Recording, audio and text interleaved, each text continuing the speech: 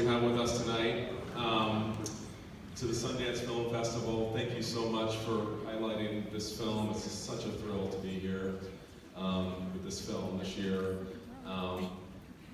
We wouldn't be here without participant media. Jeff Skoll and his whole team there who get behind films and have been making a difference for many years, certainly at least since the first film, An Inconvenient Truth, came out 10 years. We have two producers in the house as well tonight that we want to acknowledge, Diane Wireman and Richard Burge. You guys want to come on out?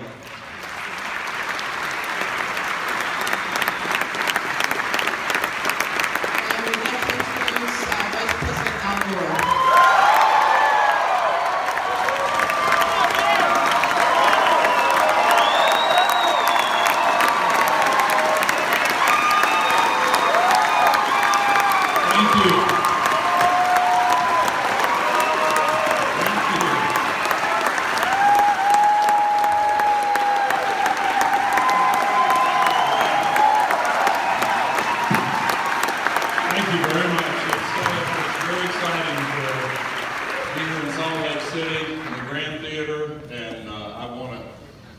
Say what a thrill it is to work with Bonnie Cohen and John Schenk, and what a wonderful job I believe they have done with this movie, and to Diane Wireman and Richard Burge and the entire team that made this movie. Thank you, Sarah Pierce, for introducing us, and to Bob Redford and his team, led by John Cooper, who have done such an amazing job with the Sundance Institute. I believe this is the first time that you've had a screening like this in Salt Lake City. Somebody told me that was the case. Is that right or wrong? In Salt Lake City? Oh, it's not. Okay, I was... Okay. I want to acknowledge one of my business partners is here, Tammy Arnold from Generation Investment Management, and her partner, Balls, and a Salt Lake City businessman, Hanko Kiesner, with Pack Size, and some of his team who are here, and my friend Charlie Melcher, who is a book designer. And as with An Inconvenient Truth 11 years ago, there will be a book version of An Inconvenient Sequel, Truth to Power, that will come out when the theatrical release of this movie takes place. I think we're going to take a few questions. Before we take questions, actually, we're realizing there's another incredibly important figure in the house tonight. Jeff Beal, can you please stand up? Jeff is responsible for the score. Beautiful music.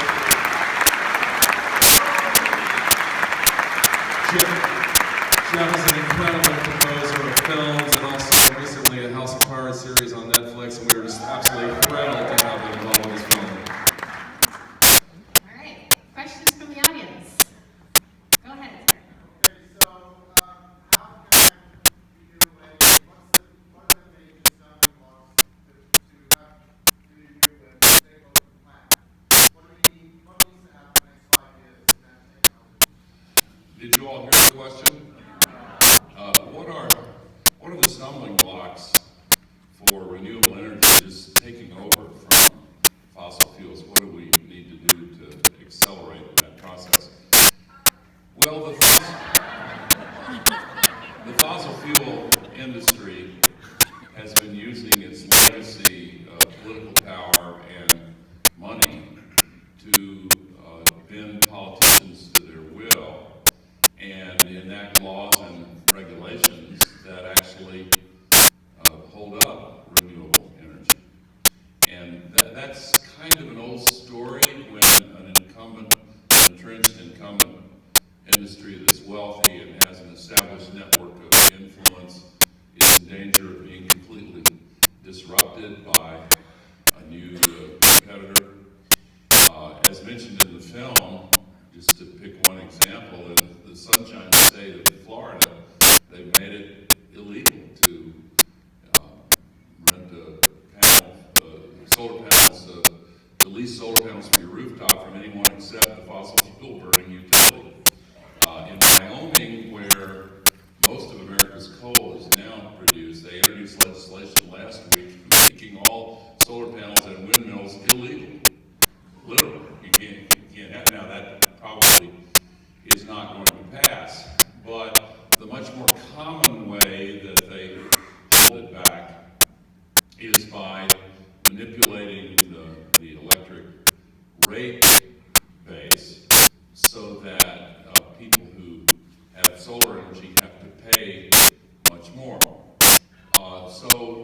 this is unfortunate, but it can be changed. In nearby Nevada, there was a popular uprising when NV Energy succeeded in getting the Public Utility Commission to put some of those same provisions in place, and they've begun to step back, although it's an ongoing battle. And of course, the same battle rages in the Congress. And of course, subsidies for fossil energy on a global basis are an estimated 40 times larger than the subsidies for renewable energy. I do think this is unstoppable, this sustainability revolution and renewable energy revolution. We're going to win this.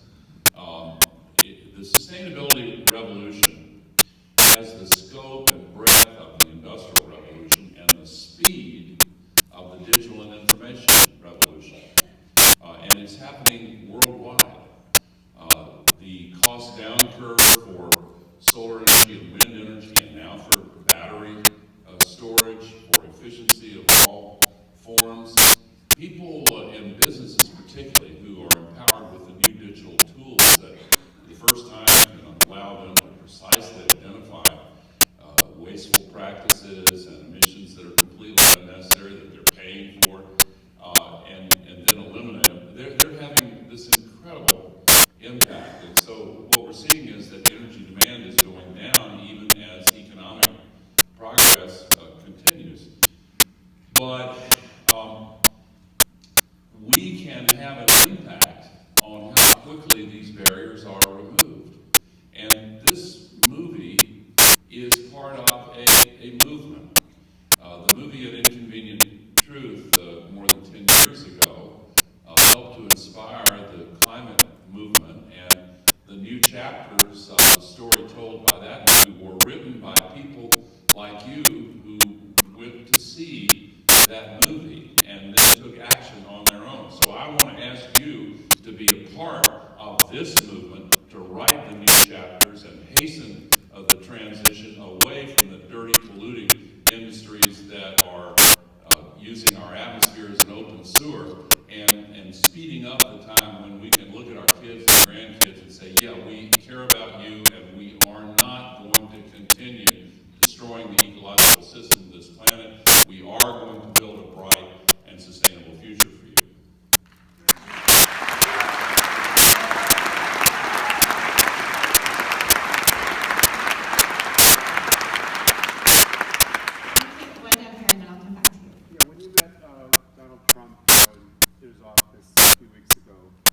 His opinion on climate change, if you spoke to him about it? Yeah, well, I did speak to him about it. The question is what happened in my meeting with Donald Trump in his office, and maybe I'll disappoint you in my answer, but I'll tell you why I have been protecting the privacy of my communications with him. I went for 8 years as Bill Clinton's vice president and never violated the confidence of my private conversations with him. And I feel as if it's proper for me to extend that kind of privacy to the communications that I had with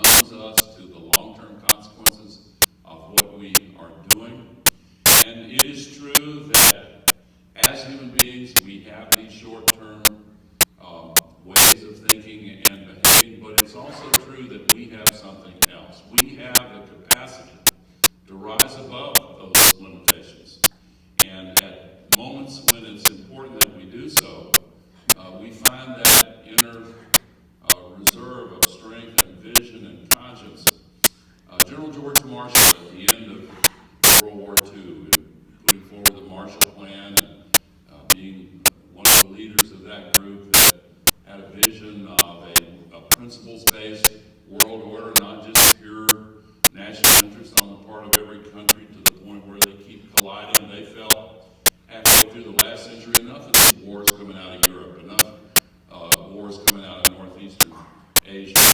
And so they set about to create a values-based world order. And Marshall said, it's time we steered by the stars and not by the lights of each passing ship. We are at such a moment again. But this vision has to be lifted up by the people. So again, I say to you, please be a part of this movement. We can win. We have the ability to do it. We will do it. But the speed with which we win will depend on you.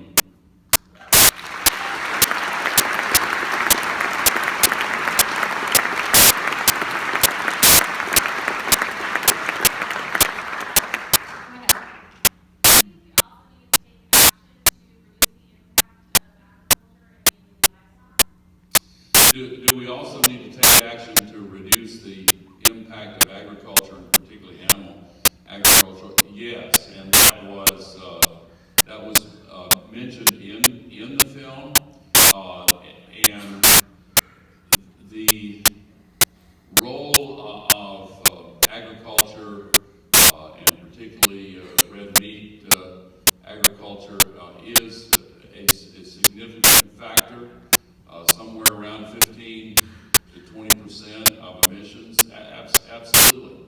And you don't have to become a vegan. I support Paul McCartney's Meatless Mondays idea, which is just one version of a health-based strategy that a lot of people are adopting anyway. To just cut back on, it's healthy to cut back on red meat and meat anyway. I don't proselytize about this because it's a deeply personal decision that people make, but absolutely that needs to be a part of this.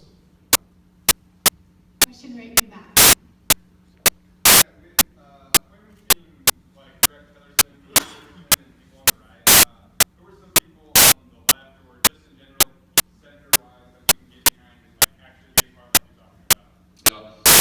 With some of the appointments referred to earlier, who are some of the political leaders that you can get behind?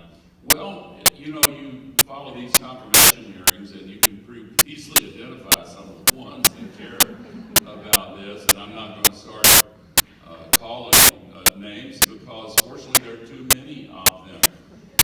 And last year, for the first time, there were 11 Republican members of the House of Representatives who broke ranks and said, "We've had it. We're going to put our lot in with those who want to solve the climate crisis." You saw that mayor of Georgetown, Texas, and there are thankfully so many other examples. And in your question, you singled out members of the Senate or federal leaders. A lot of this movement is being led by local political leaders, and in many states by state legislators and governors. The state of California is a prime example of leadership. New York also. We're seeing tremendous leadership there. All these cities that have made a commitment to 100% renewable energy. Park City, by the way, has recently joined with the Climate Reality Project to commit to 100% renewable energy. So you'll by their fruits you shall know them. You can identify the people that you should get behind and support. But what you personally do, not just handing it off to a political leader, what you personally do is important.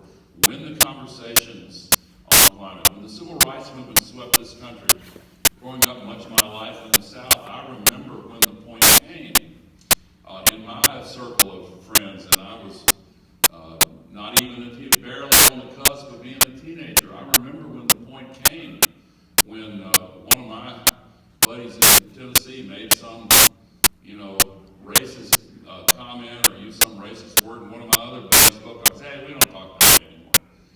And when kids ask their parents, why is it illegal to discriminate on the basis of skin color? And when the parents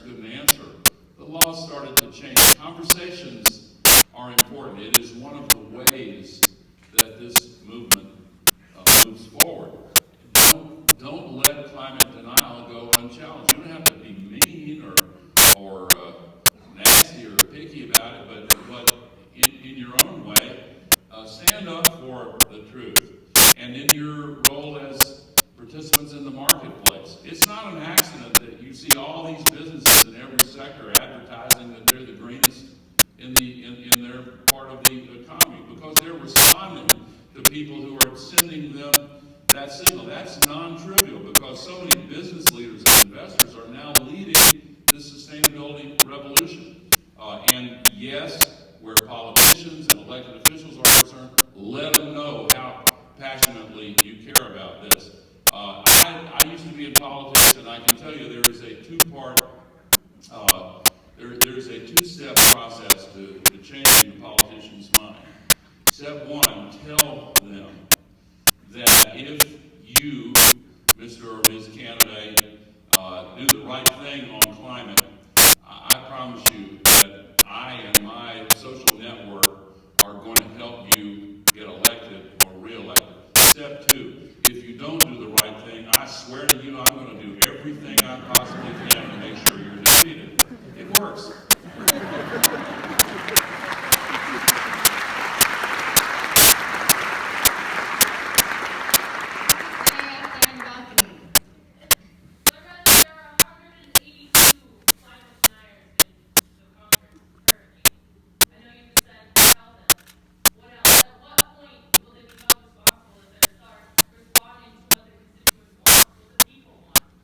Yeah.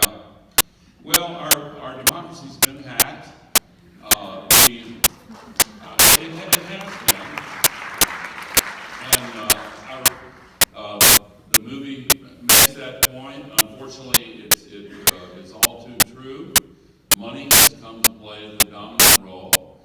When our founders designed American representative democracy, it was in the age of print, where individuals could easily take place in the conversation of democracy, and reason played a more prominent role. When television came in, gatekeepers were put at the entrances to the public forum, and only those with a lot of money could enter the discussion that was most important to democracy on television. Individuals were kind of shut out, and so those with a huge amount of money, including corporations and special interests, gained the ability to set the agenda and dominate the conversation, and see all these advertisements for clean coal and so forth. And the purpose of those ads is not to make you say to your spouse or partner, "Honey, I'm going to go down to the store and buy some clean coal." No, that's not it. Their purpose is to condition you to feel like, "Oh yeah, this is fine. Let's just keep burning fossil fuels and don't think about the consequences." But just as print gave way to television, television is now giving way to the internet and social media, and it's a wild and woolly place, as the print universe was when it was born.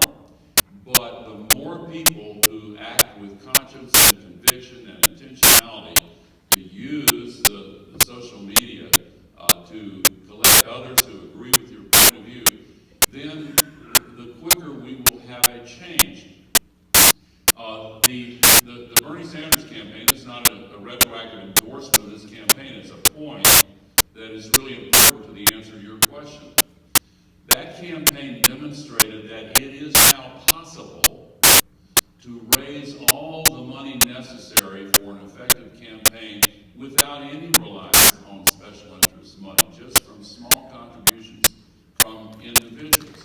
That can happen at the local level, at the state level, and at the federal level. Let's take one more. How about right here? Thank you all. On this very disorienting day, it's great to end my day here with this group of people talking about this topic. There was 500 companies that came out with an open letter to Trump, and you didn't mention it in the movie. I hadn't heard anything about it today. I don't know what you trust. It was General Mills, PG&E, and all that. I'm sure you saw that. Yeah. Can you comment on that, and also on where India went from the movie here, and where China's given some leadership in the last few weeks? Maybe comment on that also.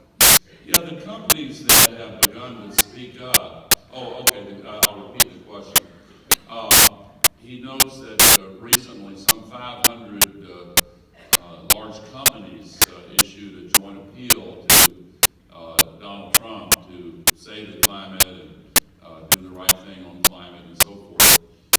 What about that? And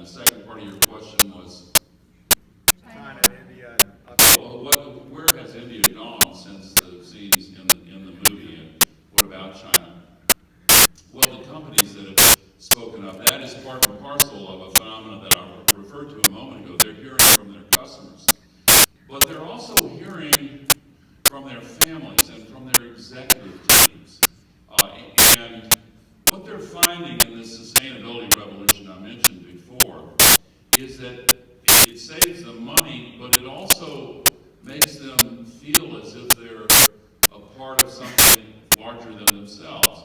When companies now go out and try to recruit the best and brightest millennials to join their workforce or to retain the ones they have, they're hearing from these men and women that they want a good paycheck, but they also want to feel like they're working for a company that is consistent with their values. That's really important, especially for the millennial generation.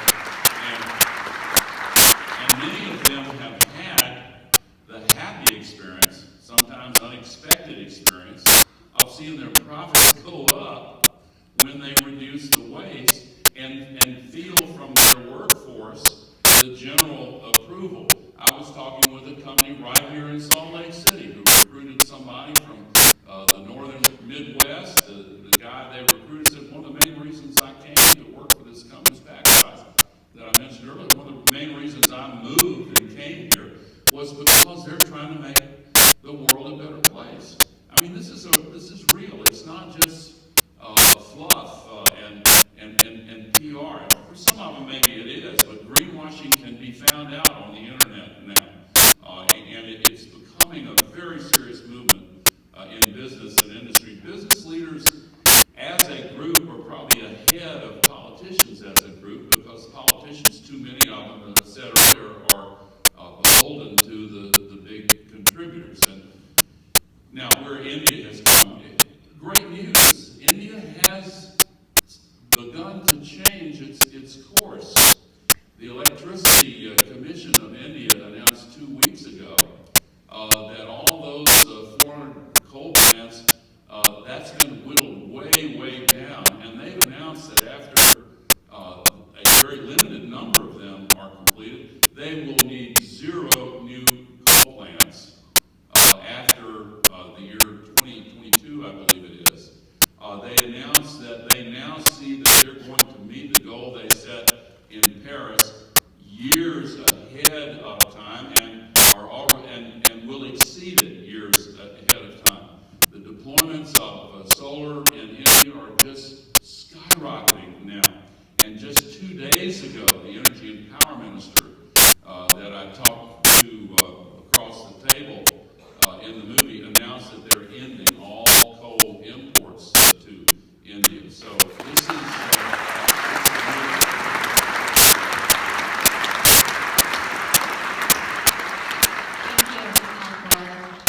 Giving us this beautiful movie. Thank you all for coming to Sundance Film Festival. Thank you, Salt Lake City.